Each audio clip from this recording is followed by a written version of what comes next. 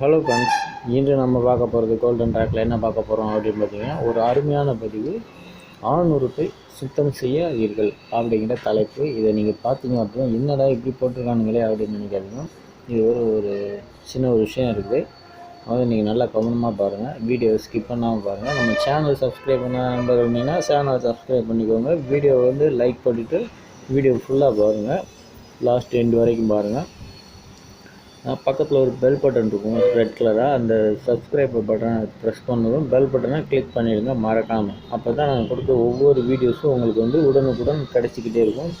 இப்போ நம்ம பதிவு என்னென்னு பார்க்கலாம். அதாவது ஆண் உறுப்பை சுத்தம் செய்யாதீர்கள் அப்படின்னு பார்த்தீங்கன்னா, அதோட அர்த்தம் என்ன அப்படின்னு பார்த்தீங்கன்னா, எதுக்காக சுத்தம் செய்யக்கூடாது, என்னடா சுத்தமாக வச்சுருக்கோன்னு சொல்கிறாங்களே, ஆனால் இவங்கெல்லாம் சுத்தம் செய்யக்கூடாதுன்னு போட்டிருக்காங்க பார்க்காதீங்க. இதில் ஒரு விஷயம் இருக்குது. சுத்தம் செய்வது என்பது தினம் சுத்தம் செய்ய வேண்டும், இல்லைன்னு சொல்லலை. அதாவது சோப்பு போட்டு நம்ம சுத்தம் பண்ணுறோம் பார்த்தீங்களா, ஒவ்வொரு நண்பர்களும் தங்களுடைய உறுப்பை சோப்பு போட்டு க்ளீன் பண்ணுவாங்க, சுத்தம் செய்வாங்க. அப்படி நீங்கள் சுத்தம் செய்கிற போது மேல் பக்கமாக சுத்தம் செய்தால் போதுமானது. சில நண்பர் உள்ளே அந்த மேலே இருக்க ஸ்கின்னை பின்னால் தள்ளிட்டு உள்ளே ஒரு ரெட் கலராக பால் மாதிரி இருக்கும், நல்லா சாஃப்டாக ஸ்கின்னோட. அந்த இடத்த சோப்பு போட்டு க்ளீன் பண்ணுவாங்க. சுத்தம் செய்யணும் சொல்லிடுறாங்களே, அதனால் நம்ம சுத்தமாக வச்சுருக்கணும் அப்படின்னு சொல்லி சோப்பு போட்டு அந்த இடத்த இல்லைன்னா ஷாம்பு போட்டு அதெல்லாம் க்ளீன் பண்ணக்கூடிய நண்பர்கள்லாம் இருக்கிறாங்க. அந்த மாதிரி தவறுகளை பண்ணாதீங்க. அந்த மாதிரி பண்ணினோம்னா என்ன ஆகும் அப்படின்னு பார்த்தீங்கன்னா, நமக்கு நம்ம உடம்புக்குள்ளே தேவையில்லாத கெமிக்கல்ஸ்லாம் உள்ளே போக ஆரம்பிக்கும். நம்ம போடக்கூடிய அந்த சோப்பு, ஒவ்வொரு சோப்பும் கொஞ்சம் ஸ்ட்ராங்காக இருக்கும், கொஞ்சம் லைட்டாக இருக்கும், மீடியமாக. அதனால் அதில் இருக்க கெமிக்கல்ஸ் நம்ம உடம்புக்குள்ளே டைரெக்டாக உள்ளே போகிறதுக்கு வாய்ப்புகள் அதிகமாக இருக்குது.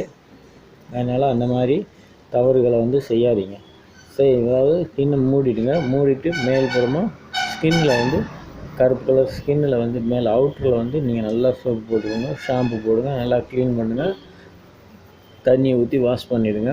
அதுக்காக அடிக்கடி அந்த உறுப்பில் ஹாட் வாட்டரை ஊற்றி வாஷ் பண்ணாதீங்க.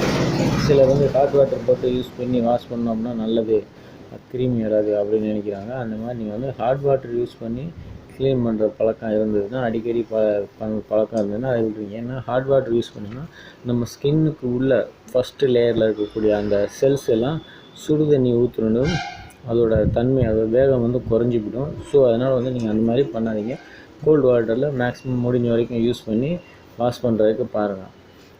இந்த இது நீங்கள் மெயினான விஷயம், உள்ளே சோப்பு போடக்கூடாது, இன்னரில் அவுட்டரில் நீங்கள் சோப்பு போட்டுக்கலாம். அதுக்காக தான் இந்த பதிவு. நன்றி நண்பர்களே, பதிவை இது வரைக்கும் பார்த்ததுக்கு மிக்க நன்றி. கோடான கோடி நன்றிகள். Golden track. மீண்டும் நம்ம அடுத்த ஒரு புது பதிவில் சந்திக்கலாம். நன்றி.